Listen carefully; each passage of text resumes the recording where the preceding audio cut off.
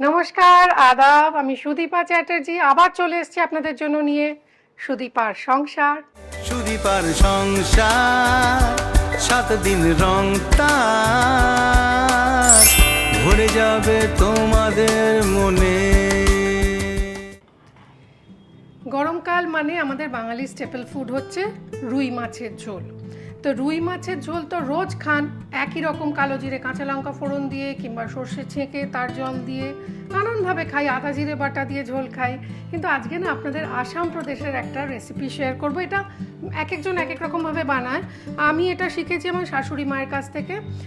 আর এটার মূল উপকরণ হচ্ছে টমেটো। প্রথমেই যেটা বুঝে নিতে হবে, আমি প্রায় 250-300 গ্রাম মতো মাছ নিয়েছি। আমি পেটিই নিয়েছি, আপনারা পেটি গাদা মিলিয়েও নিতে পারেন।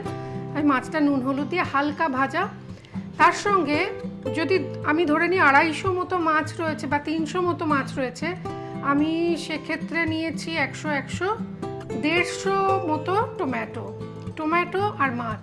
এছাড়া আর কিচ্ছু লাগে না। গরমে শরীরকে ভীষণ আরাম দেয়, খেতে ভাল লাগে, অরুচির মুখে রুচি ফিরিয়ে আনে।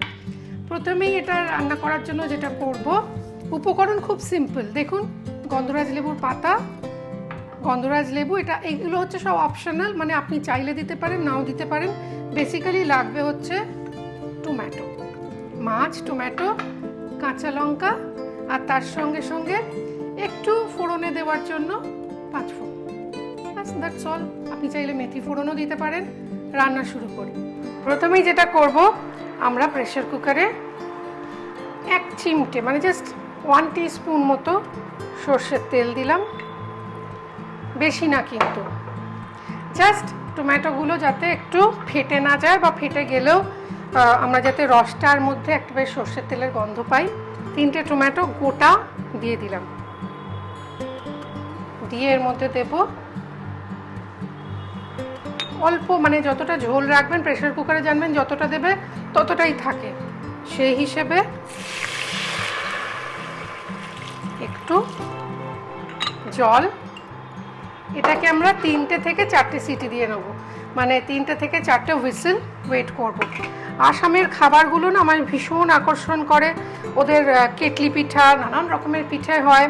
আসামের শাড়িও পাওয়া যায় আমার দোকানে, আপনি চাইলে মুগাও নিতে পারেন। কিন্তু আজকে যে শাড়িটা আমি পরে রয়েছি, এটা স্পেশালিটি হচ্ছে, এটা আপনারা দেখেন আমাদের মাননীয় মুখ্যমন্ত্রী মমতা ব্যানার্জিকে এই শাড়ি পরতে। এগুলো হচ্ছে হাতে চরকার কাটা সুতো, মানে খাদির কটন যেটাকে বলে, সেই কটন। এই শাড়িটার ওজন সর্বসাকুল্যে 250 গ্রামের নিচে কিংবা 250 গ্রামের মধ্যে হয়।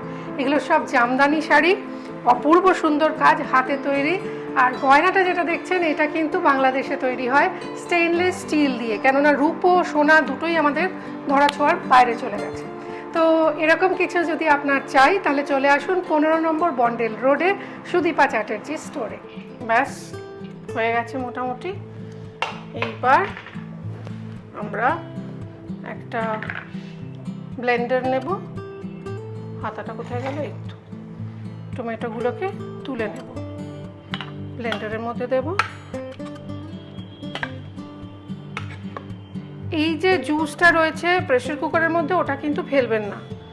এইবার এটা বাচ্চাদের খেতে খুব ভালো লাগে, মানে ওরা ভীষণ ভালোবাসে এটা খেতে। এখান থেকে একটু জল তুলে ব্লেন্ডারে দিলাম। একবার বাড়িতে বানাবেন তো বারবার বানাতে হবে, এটা কিন্তু মাথায় রাখতে হবে। এটা একটু ব্লেন্ড করে নিই।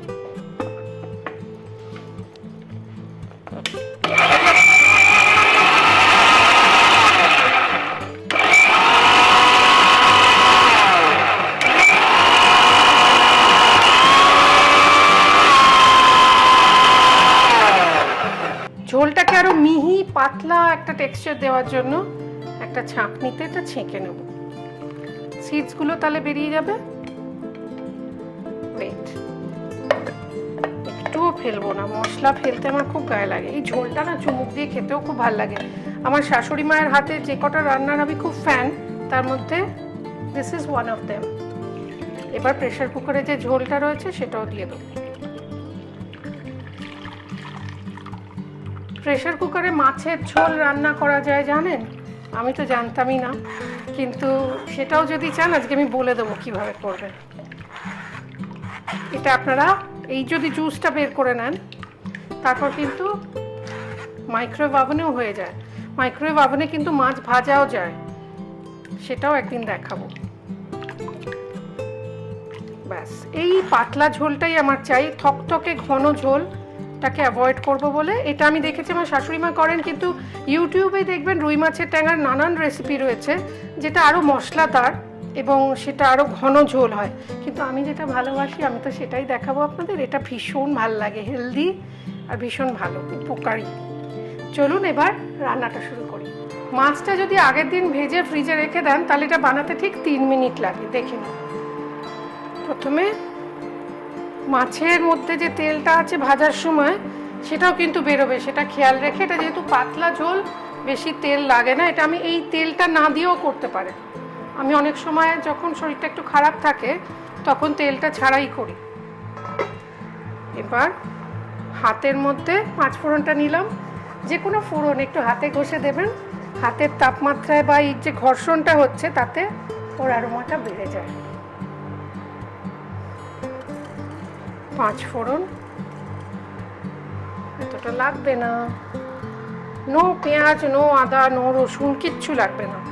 শুধু দেব একটু, যেহেতু আমি ঝাল খেতে ভালোবাসি, বাচ্চারা খেলে আপনি অল্প দেবেন, আমি একটু ভালোবাসি বলে একটু 2টো কাঁচা লঙ্কা দিলাম চিড়ে। আর যেই লঙ্কাটা ভাজা হয়ে গেল এর মধ্যে টমেটোর জুসটা দিয়ে দেবো।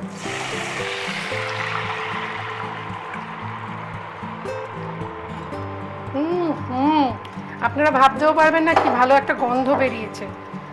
আমার মনে হচ্ছে আর একটুখানি, যেহেতু 4টে মাছ রয়েছে, এটা পাতলা ঝোল, আর একটু জল দিলাম। এবার এতে হলুদ যেটা পড়ে, এই হলুদটার একটা স্পেশালিটি আছে। আসামের হলুদ মা এনে রেখে দেয়, যখনই আসামে যায়, আমিও যাই যখন নিয়ে আসি। আমাদের বাঙালির হলুদের কিন্তু একটা তারতম্য হবে, সেটা কিন্তু অ্যাকসেপ্ট করতে হবে। নুন দিলাম। আমার শাশুড়ি মা তো ভীষণ হেলদি, উনি নুনও অল্প অল্প দেন, সব রান্নায় নুন মেখে খেতে হয় আমার, চুপি চুপি। একটু হলুদ গুঁড়ো। এইটা আমার শাশুড়ি মা মোটেও বরদাস্ত করবেন না, কিন্তু হ্যাঁ, টকটাকে ব্যালেন্স করতে একটু চিনি লাগে, একটুখানি চিনি দিলাম। দেখছে না তো আর। এইবার এটাকে মিক্স করব। আমার সব সময় বলে আমি পিসিদের, আমার বাপের বাড়ির মানে পিসিদের রান্না বেশি করি, মায়ের রান্না বেশি করি, শাশুড়ি মায়ের রান্না আমি প্রায় দেখাই না। এই নিয়ে কিন্তু আমাকে অনেক কথা শুনতে হয়, মানে আপনাদের কাছ থেকেই শুনতে হয়, কেন শাশুড়ি মা বুঝি ভালো রান্না করেন না, মেয়েরা সব সময় বাপের বাড়ির দিকে ঝোল টানে। দেখুন, ঝোল যখন কথা হয়েছে তখন আমি কিন্তু শাশুড়ি মায়ের জন্য রান্নাটা এনেছি, এটা ওনাকে করেই খাওয়াবো, দেখি কি বলে।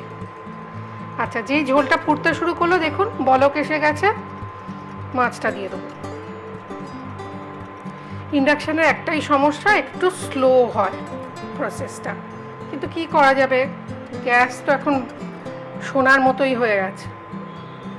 আমার বর বলেছে একদম গ্যাস খরচা করবে না। মাছের যে জুসটা আছে ভাজার পর সেটাও দিয়ে দেবেন, ওর মধ্যে কিন্তু মাছের স্বাদ গন্ধটা থাকে। এইবার মোটামুটি রান্না কমপ্লিট। আমরা, এটা আমার শাশুড়ি মার অ্যাডিশন, আমার মনে হয় না এটা ওখানে হতো আসামে। এই গন্ধরাজ লেবু 2টো পাতা আপসাইড ডাউনে, দেখুন এটা হচ্ছে উপরের দিকটা, চকচকে দিকটা, সেটা উল্টো করে এরকমভাবে দিয়ে ঢাকা দিয়ে জাস্ট ফুটিয়ে নিলেই হলো, গরমা গরম সার্ভ করবো।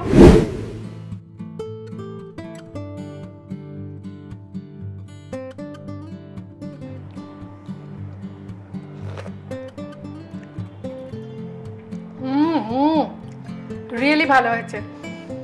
অবশ্য জানি না মা খেয়ে কি বলবে, মা বলবে হ্যাঁ এটা একটু এই দিলে ভালো হতো, মিষ্টি দিয়েছো নাকি, কিছু না কিছু প্রশ্ন তো করবেই। যাই হোক, ভাগ্যি সেই শোটা দেখে না, তাই আমি মন খুলে আপনাদের বলতে পারলাম কথাগুলো। না সিরিয়াসলি, আমার শাশুড়ি মা না থাকলে আমার জীবনের একটা দিক কিন্তু পুরো বন্ধ, চ্যাপ্টারটা ক্লোজ হয়ে যেত। আমি না জি বাংলার রান্নাঘর যখন করতাম তখন মা খুব বকাবকি করতেন। আমি রোজ বলতাম আজকে আমি অনুষ্ঠানটা ছেড়ে দেবো, আমি ছেড়ে দেবো, আমার ভাল লাগছে না। I am a very home sick person, I love to stay at home, কিন্তু মা আমায় প্রথম বলেছিলেন যে সুদীপা, ছাড়তে তোমার 5 মিনিট লাগবে, এটা করো না, এটা তোমার অর্থনৈতিক স্বাধীনতা, মেয়েদের খুব দরকার, এটা তোমার নিজের টাকা, তুমি কেন এটাকে ছাড়তে চাইছো? আর দেখবেন ভগবান ওপরে বসে অলক্ষ্যে হাসে, আমরা কত পরিকল্পনা করি, সেটাই হয়ে গেল। মানে আমি খালি বলতাম, ইভেন শুটিংয়ে গিয়েও বলতাম প্যাক আপ করো, প্যাক আপ করো, প্যাক আপ করো, আমার ভালো লাগছে না, উফ কবে আমার যে তার থেকে মুক্তি পাবো। সেই মুক্তি যখন হলো তখন কিন্তু আমার ভালো লাগেনি। তাই জন্য আপনাদেরও বলছি যে আমাদের অনেক কথা থাকে যেগুলো আমাদের বড়রা বলে, আমাদের শুনতে আপাত দৃষ্টিতে বা কানে ভালো লাগে না, মনে হয় উফ সারাক্ষণ শাসন, সারাক্ষণ শাসন। কিন্তু দেখবেন সেই মানুষটা যেদিন থাকবে না সেই দিন কিন্তু বুঝতে পারবেন যে ইস, আর কেউ নেই যে আমাকে শাসন করবে, আদর দেবে, স্নেহ দেবে। তাই জন্য আজকের এই রান্নাটা আমি সমস্ত শাশুড়ি মাদের জন্য ডেডিকেট করলাম। আপনারা বাড়িতে বানিয়ে আপনার শাশুড়িকে এটা বানিয়ে খাওয়ান আর তাক লাগিয়ে দিন, কেমন? দেখা হবে আবার। আজ আসি, নমস্কার।